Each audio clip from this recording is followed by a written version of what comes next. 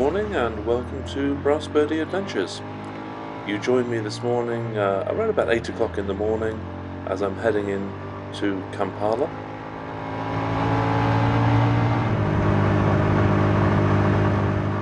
I've set up the cameras on my helmet and on the handlebars of the motorbike just on the outskirts of town, just to save a little bit of battery time, and you've already seen the Entebbe to Kampala routes anyway. I quite enjoy sitting at home in the evenings plotting out routes on Google Maps, and the other week I went on a loop ride, went into Kampala, up Gayaza Road to Mukono and back into town, and it was about 150 kilometres.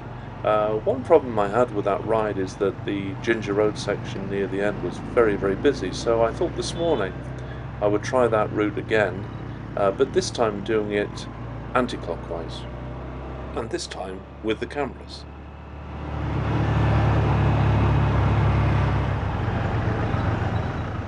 I'm currently riding through Katwe. Shop owners are just about to open up, ready for trading for the day. Traffic's flowing quite nicely, and I'm heading towards the clock tower roundabout.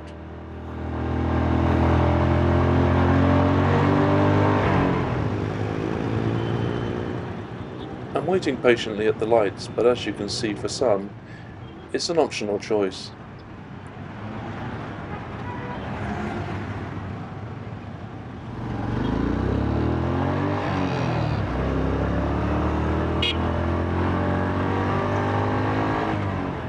Turning onto Simba Road now, I realise that the sun is reminding me I'm heading east.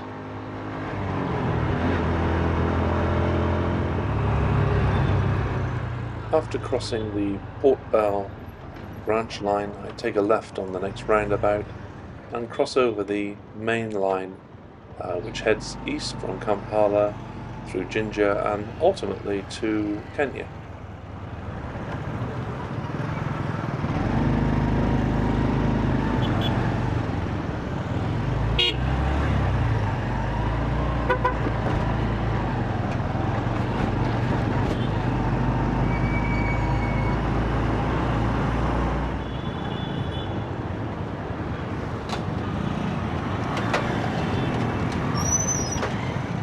I take my place at the junction starting line.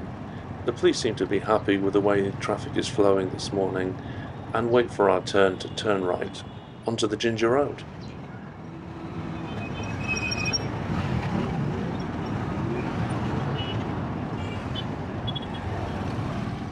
And we're off.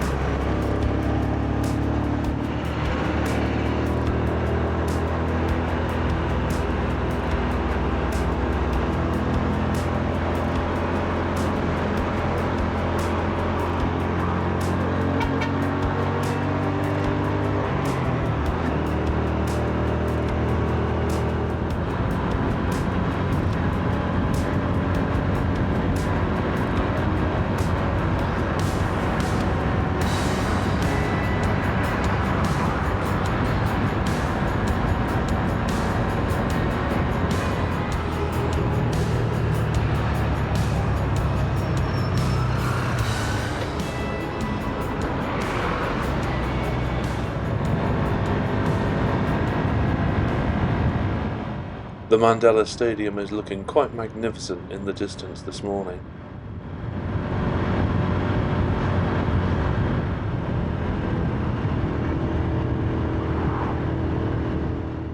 I've just passed the end of the northern bypass and heading east on the Ginger Road. This is new territory for me now.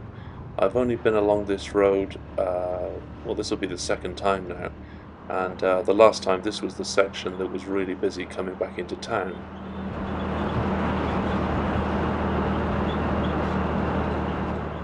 The road is actually quite a good road with gradual hills and valleys.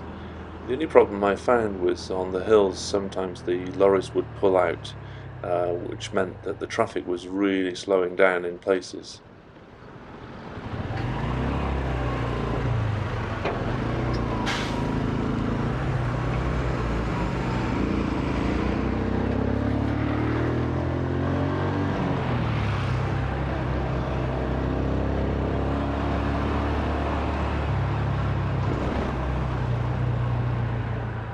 So now I'm heading to Mukono, or so I thought.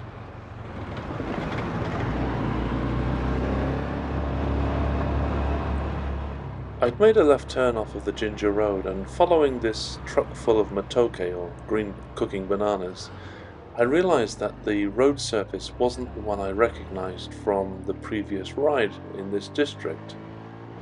Anyway, I kept going for a while thinking, no, it must be this road, but this is where having Google Maps on my motorbike would have really helped.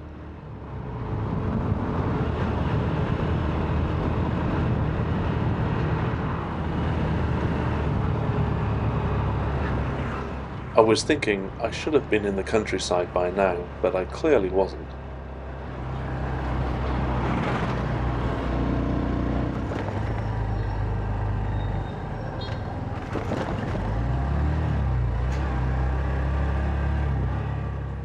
These aggressive speed humps were telling me that I was definitely not on the right road, and it was time to pull over somewhere, get my phone out, and check which road I was actually on.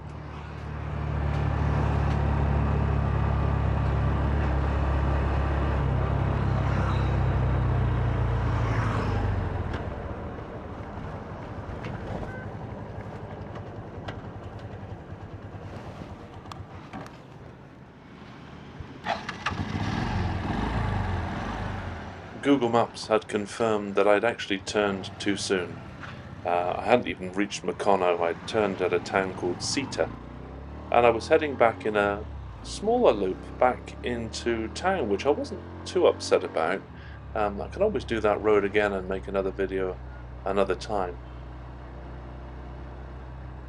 So what was going to be the Gayaza loop has now turned into the Nalia loop.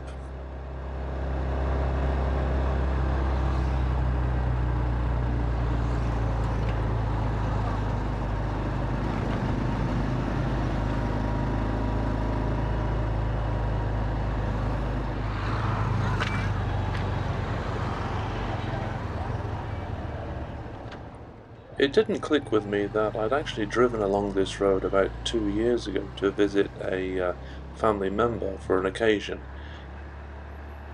Behind the trees ahead is the site of the Uganda Martyrs Shrine. Christians had arrived into the country in around about the mid-1880s, but the King of Uganda at the time perceived their new faith as a threat to his power and traditional beliefs. So he ordered the execution of 45 young Christian men. 23 Catholic men were burnt at this site. They were later martyred by the Pope in the 1960s, and their martyrdom is recognised every year on June the 3rd with a public holiday.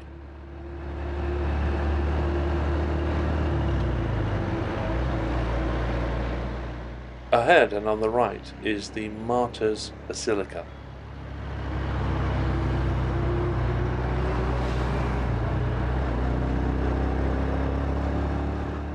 There's so much more you could say about this place, and maybe it's worth a visit sometime, but needless to say, the Kabaka's actions failed and Christianity is thriving in this country.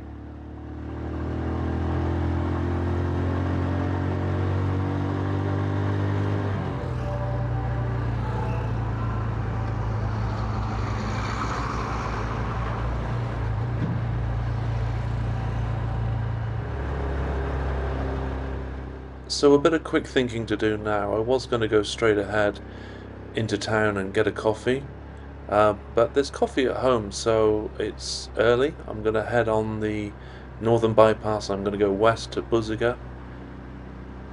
There's another area just off the Massacre Road that will take us a little bit out of town and pick up the old Entebbe Road. So I'll show you that one, and then maybe we'll pick up something on the way home to have with our coffee.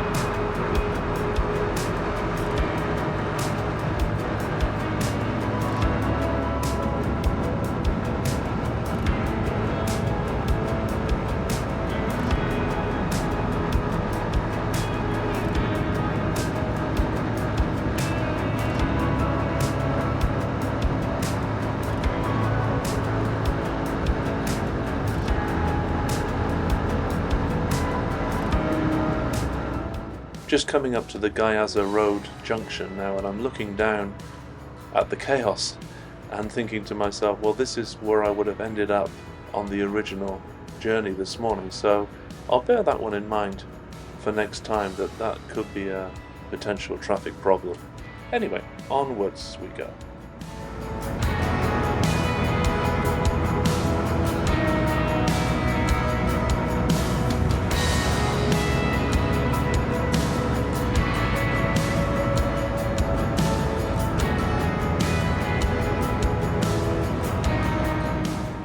So express highway straight ahead, and we're going to take the slip road off now at Buziga.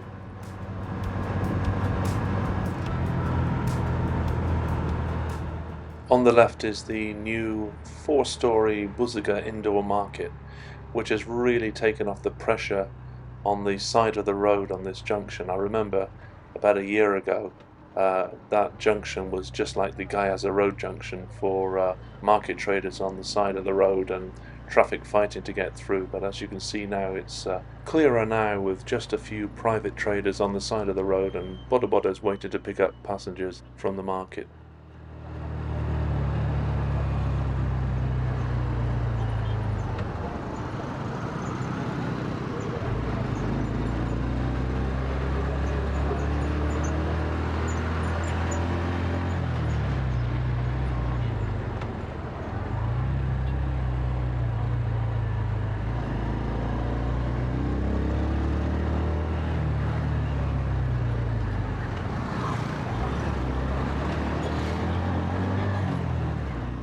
Finally on the Massacre Road now, heading back towards town and the Airtel roundabout. I'm only going to go a couple of kilometres and then take a right on the Wankalakuku Road, which is the new area I wanted to show you. But this guy ahead was my winner, if you like, of the unusual things or people to be taken on a boda. But seriously, this is quite different from UK. You know, we have a habit of calling ambulances for anything from a cough and a cold sometimes, and this guy is being really brave on the back of this motorbike, broken leg, 2 crutches, being taken either from or to hospital. Good for him.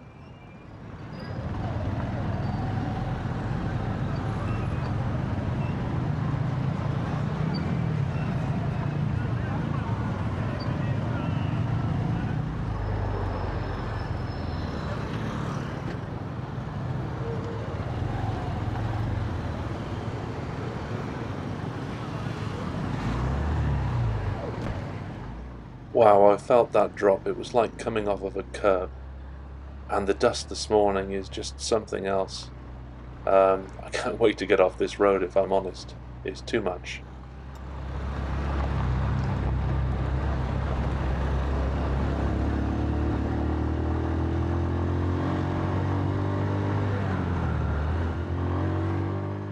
So I was talking to somebody the other day, and we were talking about how much easier it is to get around Kampala on a motorbike as opposed to a car. I would imagine this journey in the car would have taken twice as long. I'm also reminded that I've had this motorbike just over a year now, 5,000 kilometers, which is actually more than I've done in my car. Buying the motorbike was obviously a great decision.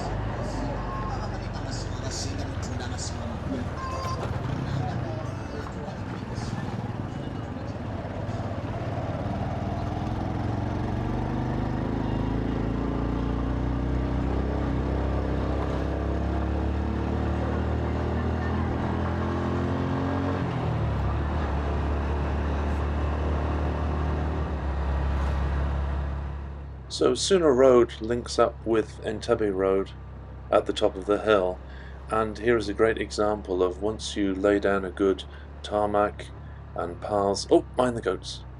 Sorry, where was I? Anyway, when you lay down a good tarmac and roads and drainage, the area really starts to develop, and this will be a great road in a few years' time. So here we are, Entebbe Road, and we're heading back up the hill towards Laboa and heading home.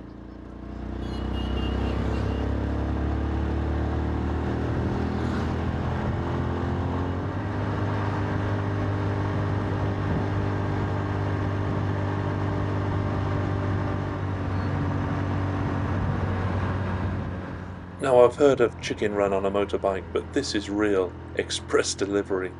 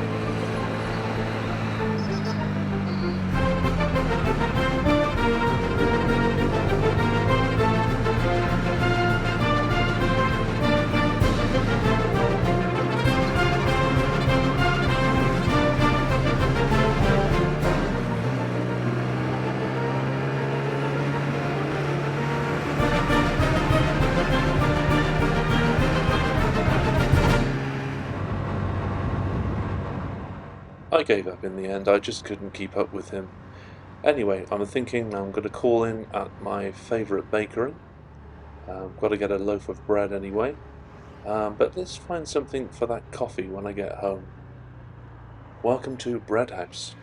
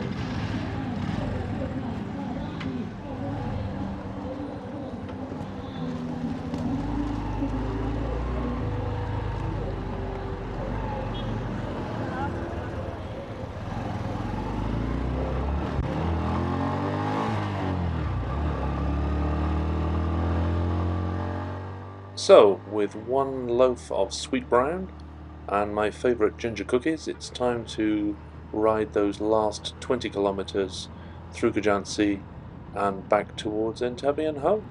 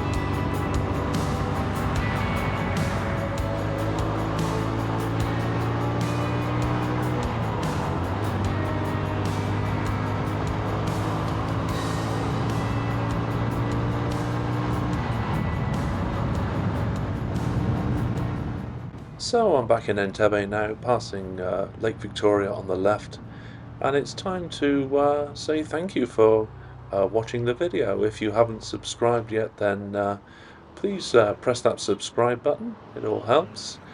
And if you've enjoyed the video, then please press the like button, and I look forward to seeing you on the next episode of Brass Birdie Adventures.